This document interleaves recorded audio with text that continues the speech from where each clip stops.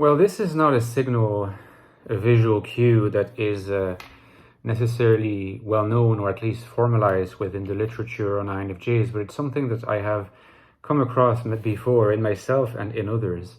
And in fact, even other INFJs are not immune to it coming from an INFJ. That is to say, it's a pretty indiscriminate sense that sometimes an INFJ will address you a blank stare. And I've tried to analyze what this blank stare means.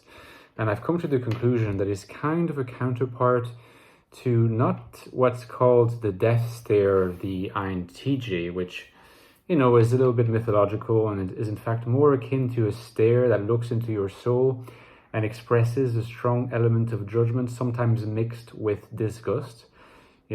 Sometimes people talk about the whole phenomenon of the FI disgust, which is a thing. It belongs to the phenomenology of FI. It can manifest in this way, not just in INTJs, but in INFPs as well, FI has a strong sense of I like it, I don't like it, and I'm very individual and personal about it, and I manifest this without mediation.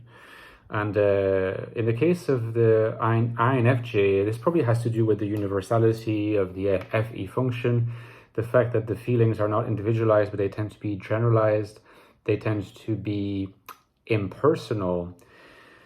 There's often a sense in which if you say something that completely baffles an INFJ, maybe shocks them, or things that makes them think that, you're wasting their time beyond their wildest dreams, or rather nightmares, they might not be able to answer you, or they might not answer you straight away when you're saying something a bit of nonsense, or at least something that they interpret to be nonsense, but they might just address you a stare. So unlike, again, the stare of the INTJ, which I cannot do and really expresses strong negative judgment of you, what you said, or your worth sometimes, the INFJ blank stare is more something like this.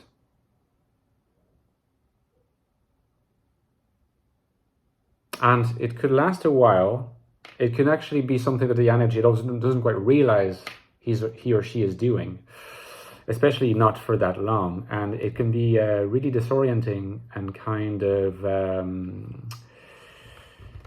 it can be destabilizing also for the other person. And the problem is it can be a self-fulfilling prophecy in some sense, in the sense that like the other person might be discombobulated in some way, or thrown off balance, and as a result of that lose their fluency even more. And this could also inevitably, I might say, lead to further confusion and bafflement and puzzlement on the part of the INFJ, and the blank stare might either continue seemingly indefinitely, can seem to last for a long time, or repeat itself.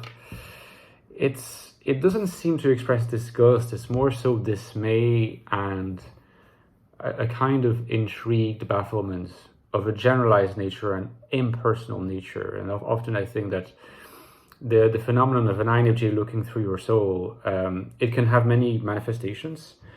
In the Ecstatic Soul, which by the way is my first book on the INFJ, which you can still get. It's an oldie but a goodie, a few years ago. Deepest investigation of the INFJ consciousness and the INFJ personality. So I talk about the haziness of INFJ relating to other people, because their lens is an INFE, a highly individual archetypal lens and a highly universal generalizing lens. So the individuality of people at the very primal level is kind of difficult to gauge, hence this haziness. But this haziness can translate, in terms of the experience of the interlocutor, into this blank stare, where, well, the haziness gives way not to further clarity, but to hitting a wall. And hitting a wall usually ends up in this blank stare, and I think it can be sometimes, kind of destabilizing for other people, and they don't know what to make of it.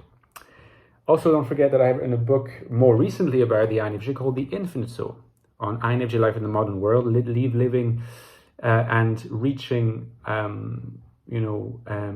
meaning and value and purpose.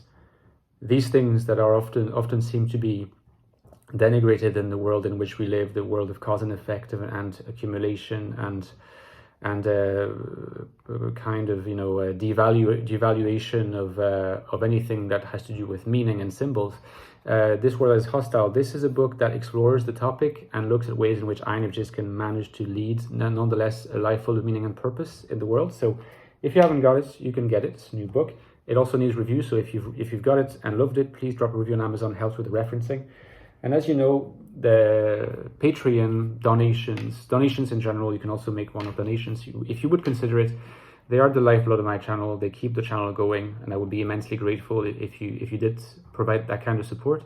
Thank you so much to my supporters, and if you're considering it, I'm also grateful. In the meantime, I'll talk to you very soon, guys. Most likely tomorrow. Okay, take care. Bye-bye.